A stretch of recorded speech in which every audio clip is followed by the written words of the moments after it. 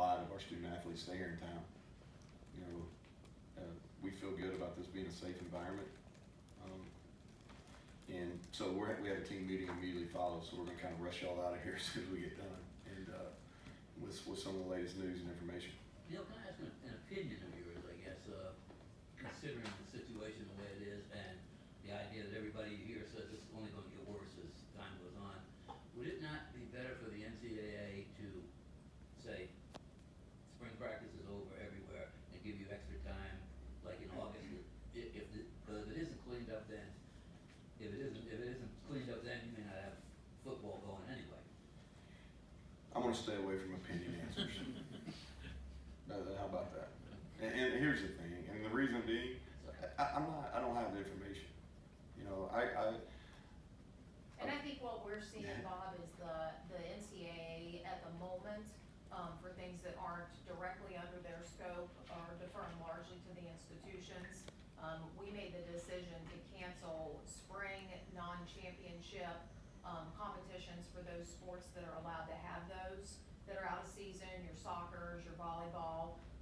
At the moment, we have not restricted practice, but we're under consistent communication to that. And I think we'll probably have another discussion here this afternoon as to whether or not we need to take any measures there. But up to this point, obviously the NCAA's released some general guidance, the conference office as well. But I think for the most part, when it comes to West Virginia University, they're gonna defer to the university, the appropriate people with that, Shane Lyons, and our healthcare professionals. and that's why, like, I don't really have an opinion on it. I'm gonna do what I'm told. You have an international student, Jaito. I mean, I don't even know if he would have been able to go home and He's spring not. break. Yeah, he's not. We're keeping all of our student athletes that are in highly infected areas. They are indeed staying here. And we're also trying to educate them that because things have been changing at such a rapid pace, the information today might be different than what it is in a week. And so if you're making the decision to leave and come back, know that there could be some changes and things there that could create some issues for you to return. So education has probably been the biggest thing that we can do and will continue to do for them.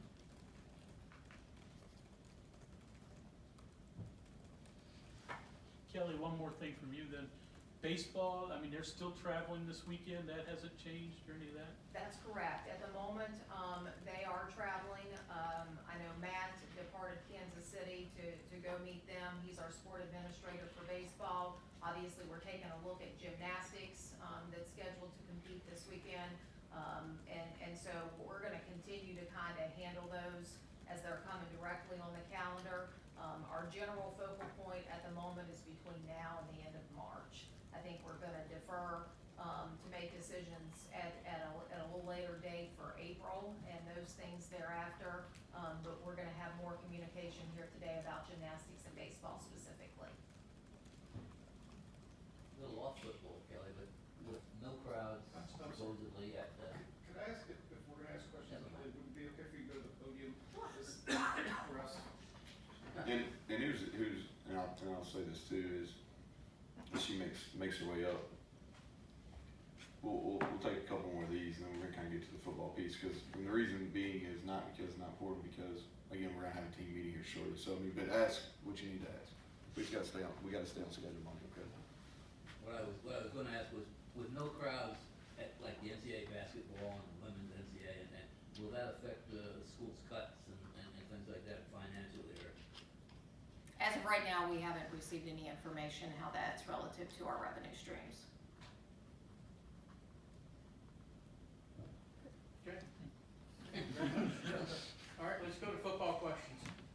And I do understand if there's not any. Yeah. So, Well, we did see day, or at least part of day two, so general just question, what'd you see out of day two? What'd you like, what didn't you like? yeah, I thought right until the end, we had one of our better practices since I've been here. It was clean. I think anytime we're ahead of schedule, which we stayed probably about 5 minutes ahead of schedule for the entire practice. I thought our guys had really had good energy. I think they wanted a release, really. You know, you talked about yesterday. there's a lot went down yesterday. You know, we started talking about this with our players about 8:30 in the morning, and you think about how things change from 8:30 to 10:30, 11 o'clock at night. It's unbelievable. I don't know if I remember a day like that, and so I think they enjoyed being outside and playing the game that they enjoyed. It got a little sloppy at the end. I think some of that's conditioning wise. We got some bad body positions, had too many guys on the ground. But it was spirited work, and though we got good work in all three phases. You know, purely observational, but like a guy like Ali looks totally different, right? Yeah. Do you have your eyes on guys that, like, wow, he looks like he's fit, and that doesn't really mean anything until he's out there, but do you use the first couple of days to see if, like, vision matches performance? Just like a guy that did really good winter work. I think guys make a jump. You know, I think we sometimes see it in redshirt freshmen that didn't play in the fall, but a couple of these guys that played have made real quality jumps. Ollie Jennings being one of those guys. Most of you guys were here last year at spring practice. Think how much better we are as a receiving crew now compared to a year ago in the spring. Not only Ali, he's changed his body. St. James has added about 10 pounds since the TCU game. You know, defensively, Drayshawn Miller, you got your eyes on him for the first time in a long time. He's added quality weight. Tay Mayo had a good day till right at the end of the day. So I think those are some guys that have changed their bodies.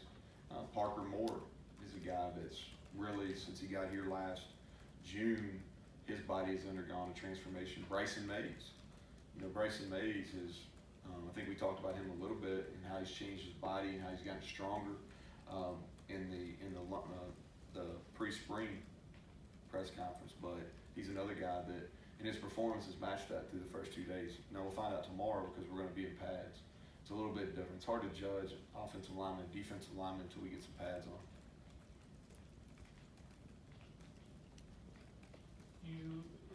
There were some new faces out there that may be GAs of the future. Have you started that transition Yeah, for some of those guys? We will, and we'll do that. We'll do a release for those guys. What's a guy like Keon Wingfield do? Hey, you do roster management. A guy like he was on scholarship, right? No, he's not right He now. was though, right? At Louisville. And then comes on here because he wants to continue playing, but there seems to be like a market of players like that too. Does that kind of fit into that kind of scheming you have to do? Well, I think that you try to manage your rosters as best you can and your numbers. He's a kid that's got talent. He's from Louisville, went to Louisville Male High School. His father was a coach there. We recruited him at Kentucky before I left, so I had a relationship there. And when he went in the portal looking to leave Louisville, you know, he had an opportunity to come here and been impressed with him. He's got stronger. Real slight kid in high school. His body's changed dramatically since the last time I got to see him play football in a live situation. But he'll be competitive in that inside receiver spot. Not knowing if you're gonna be able to complete spring or if you will be able to complete spring, are you trying to jam more in on the front end or just gonna keep the same? Yeah, I've kept it the same so far. And, you know, if we have to make adjustments, we'll adjust. You know, I think every FBS school FCS school, at that same token, is kind of dealing with the same issues, and it's unprecedented. So as we need to make decisions, we will. But we're proceeding this week as planned, other than we spent some educational time on this issue. That inside wide receiver spot, is that a strength for you guys now? I think the receiver crew as a whole is a strength. You know, I think a lot of it depends on the development, you know, of Winston Wright and Keon and Grayson is another guy that his body's changed. I could have told Mike that too when he asked about that. Grayson's body has really changed for the positive over the last year. And Reese Smith will be in the mix there at that inside receiver spot. I think our big slots with TJ Simmons and Isaiah Esdale, they've started that position to have the most catches actually through 2 days. You mentioned Reese, all those new early enrollee guys, their heads got to be swimming. How do you bring them along with other guys who've been here for the entire time? Yeah, you don't slow down. You just give them opportunities. Garrett kind of had his welcome to college football a couple times today, and that's going to happen. he made some really big time throws on Tuesday. Reese had a long touchdown on Tuesday. Also had a couple procedure penalties and things like that. Jaito made a couple plays today. Sam got him on a couple deep balls on Tuesday. So for all those guys, there's a transition, but we get them out there and play. I mean, it's a spring. I always tell our guys, hey, we're in the process of getting better. Our record is going to be the exact same on April 18th as it is right now. It's going to be 0-0. So it's about the process of getting better. You mentioned trying to get the QBs to challenge each other. Mm-hmm. What does that look like off the field? I mean, is that, because they seem like competitive dudes already. I'm just not sure why. So we always talk about this. What we talk about within our program is competing with, because we're not necessarily competing versus each other. Okay, that should be at the end of the day. You have position battles, you have offense versus defense, we do special team, good punt versus good punt return, those things. Okay, but it should be competing with. You shouldn't necessarily be competing against, because at the end of the day, you're going to be on the same football team. We go play in September. We're going to line up on one side, and Florida State's going to line up on the other side. So we got to compete with the mindset is we're competing with each other, get each other better, so that position will be better. Okay, so that's the kind of the mindset. And so is not necessarily being adversaries, but helping each other. If you see something fundamentally when he's in the game, mention it to him as y'all are high fiving on the way out. Okay, or not fist bumping on the way out. We're on that now. Fist bumping. You shouldn't laugh. I'm serious. But we're fist bumping on coming in and off the field. Same in the meeting room. Is, hey, great throw. What'd you see there? Well, I saw the safety stay on the hatch. Okay, good. And that's what I'm talking about as far as just is competing with and pushing each other to get better. Basketball fan, are you curious to see empty arena games? I am. What would that be like? I think it's going to be interesting.